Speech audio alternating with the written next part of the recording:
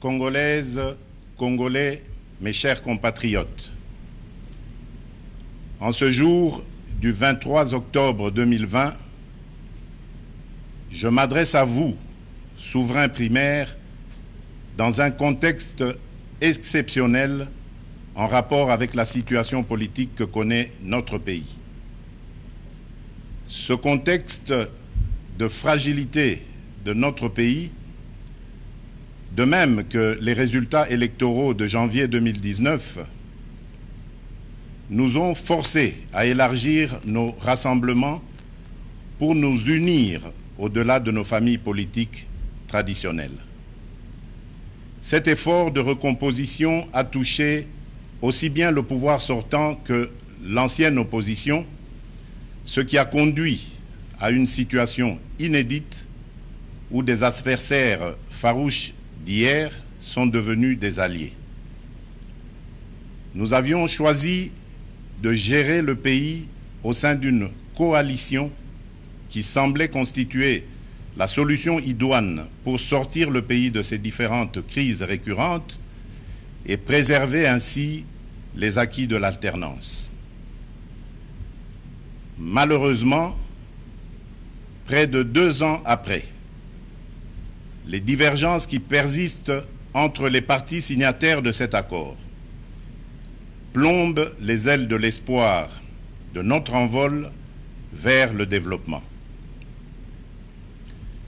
Ces divergences portent notamment sur les questions relatives à la paix et à la sécurité nationale, à la Commission électorale nationale indépendante, à l'organisation des élections, à la gestion du portefeuille de l'État, à la territoriale, à la diplomatie, à l'indépendance de la justice et à l'instauration de l'État de droit qui sont un enjeu majeur pour notre nation.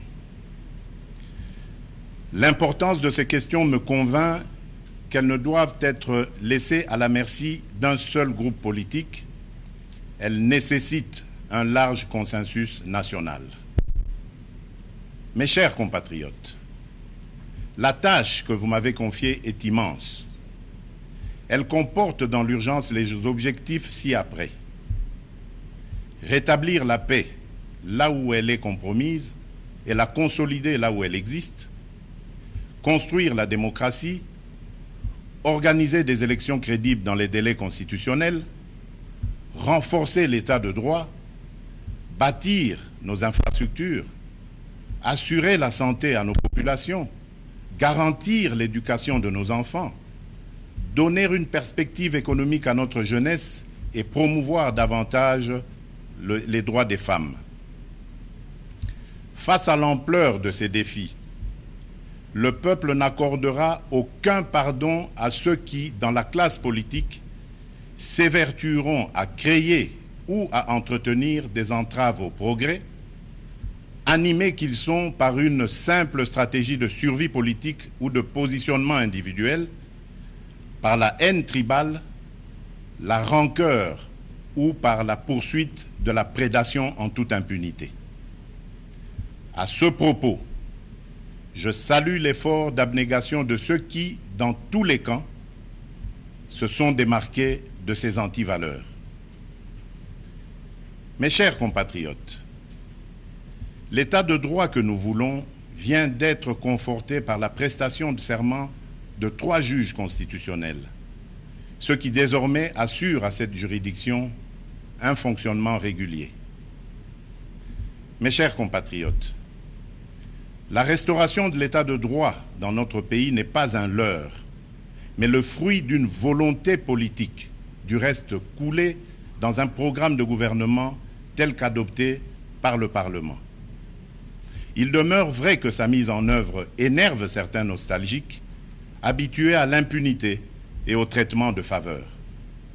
Ceci étant, le partage des valeurs liées à l'état de droit et à la justice constitue la condition sine qua non de tout partenariat aux actions de mon mandat.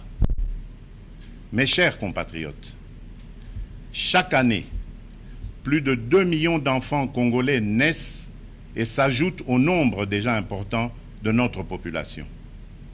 Nous sommes individuellement et collectivement responsables de leur destin.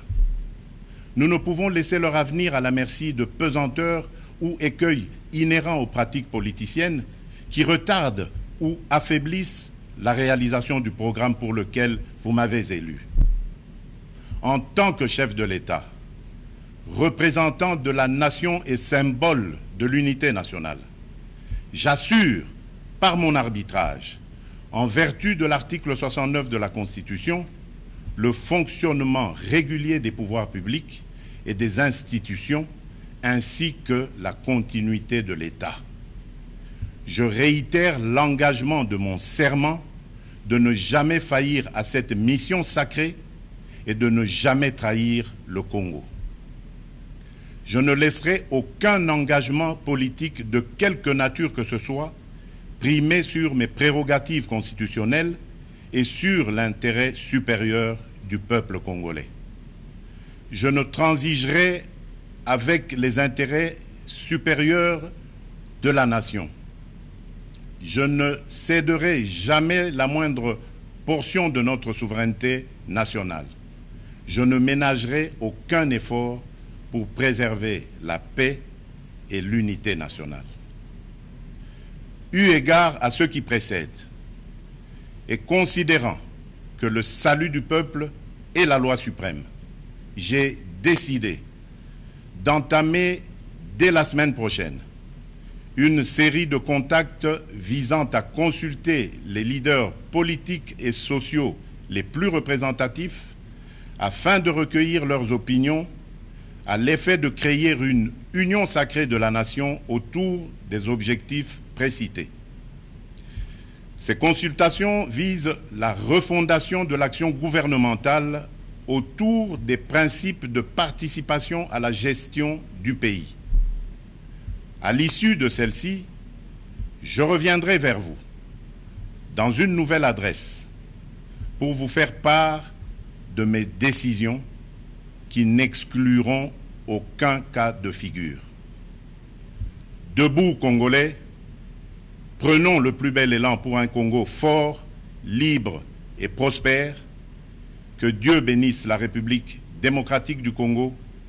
Je vous remercie.